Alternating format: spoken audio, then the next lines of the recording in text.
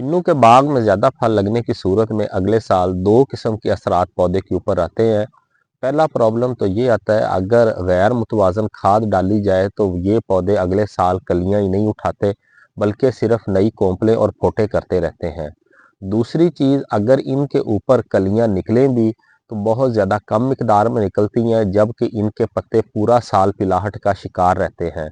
ज़्यादा फल लगने की वजह से पौधे की अगले साल खुराक की मिकदार बढ़ जाती है, उसको मुतवाज़न मिकदार में खुराक की ज़रूरत होती है। ऐसी सूरत में जिस वक्त फुल फल पकने के करीब हो, उस वक्त इसके पत्तों का मुशाहिदा करना चाहिए। अगर पत्तों के ऊपर इस किस्म के पीले निशान या पत्तों की पिलाहट ज़ाहिर होनी शुरू हो जाए, तो इसका मतलब ये है कि ये तमाम किन्नू के पौधे गैर मुतवाज़न खाद का शिकार है, जिसकी वजह से इन टहनियों और पत्तों के अंदर मौजूद खुराक पौधे ने इस्तेमाल कर ली है। अब इसका असर अगले साल इस पौधे के ऊपर आएगा, यानी ये पौधा या तो कलियां ही नहीं उठाएगा, या अगर कलियां उठाएगा तो पूरे का पूरा पौधा पीला होना शुरू हो जाएगा और इसकी टहनियों के ऊपर सोक आनी शुरू हो जाएगी। इस पौधे के ऊपर भी हम कुछ इस किस्म के असरात ही देख रहे हैं, जैसे कि पत्तों का पीलापन।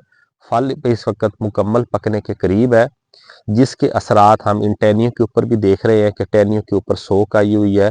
टहनियों में मौजूद खुराक सारी की सारी इस फल ने अपनी तरफ खींच ली है।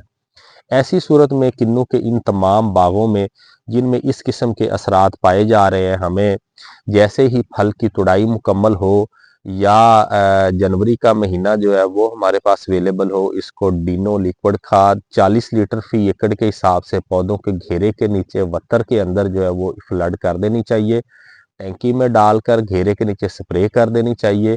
इससे पौधों में मौजूद तमाम ग़िज़ाई अनासर जो है ना सिर्फ वो पूरे हो जाएंगे, बल्कि पौधों के पत्तों के अंदर जिस किस्म की ये पिलाहट आ रही है ये भी ख़त्म हो जाएगी। अगले साल कलियां भी भरपूर आएंगी और पौधे सोख का शिकार भी नहीं होंगे।